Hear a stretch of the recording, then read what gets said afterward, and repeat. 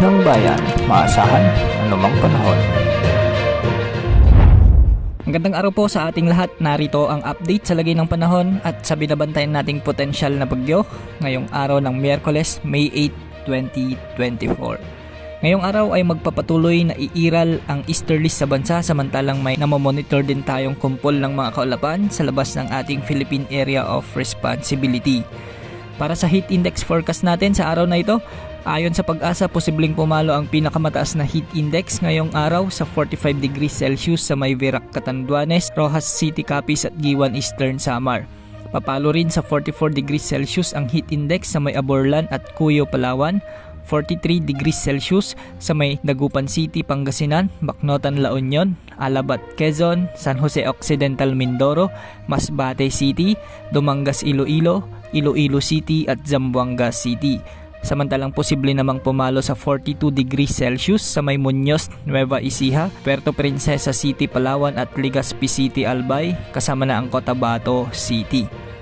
Para sa lagay naman ng panahon ngayon, magiging bahagyang maulap hanggang sa maulap ang mga kalangitan sa ilang lugar sa Luzon at may mga inaasahang mga pag-ulan sa hapon o gabi sa Northern at Central Luzon.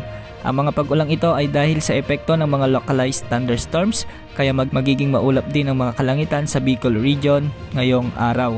Sa Visayas at Mindanao naman ay maaliwalas din ang papawirin ngunit may mga posibleng pag-ulan lamang pagsapit ng hapon o gabi dahil sa mga localized thunderstorms activity lalo na sa bahagi ng Samar, Leyte, Masbate, Biliran, Negros Provinces at Bohol. Posible rin ang mga pag-ulan sa Davao Region, Agusan Provinces at Soc-Sargen. Samantala, patuloy pa rin nating minomonitor ang posibleng bagyo na nakikita natin sa labas ng ating Area of Responsibility. Ayon sa latest update ng Pag-asa, ay mababa naman ang tsansa nito na maging ganap na bagyo sa susunod na 3 hanggang 5 araw. Ang mga kumpol ng kaulapan na ito ay tinuturing na ng Joint Typhoon Warning Center ng Amerika bilang dalawang mga low pressure area.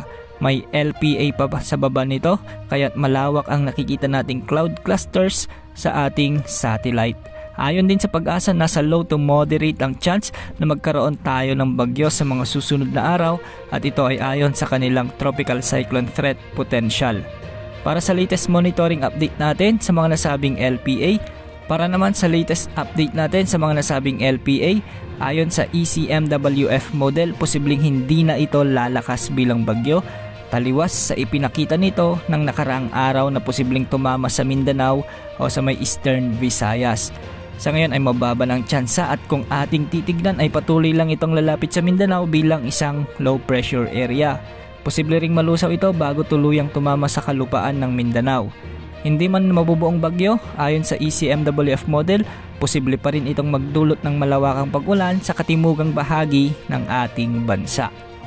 Ayon naman sa GFS model, consistent pa rin ang ipinapakita nitong magiging malakas ito na bagyo.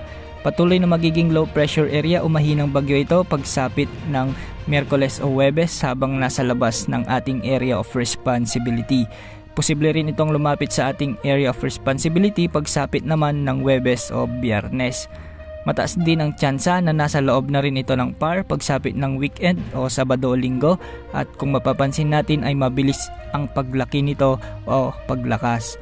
Kung sakali mang magpatuloy ang ipinapakita ng model na ito ay posibleng ito ang magiging kauna-unahang bagyong mabubuo at papasok sa ating Philippine Area of Responsibility ngayong 2024 at posibleng pangalanan ito ng Pag-asa bilang Agon. Sa susunod na Lunes naman ay nasa silangan na ito ng Visayas, kaya kung mapapansin natin, pagsapit din ng Miyerkules sa susunod na Linggo ay nasa silangan na ito ng Luzon bilang isang malakas na bagyo.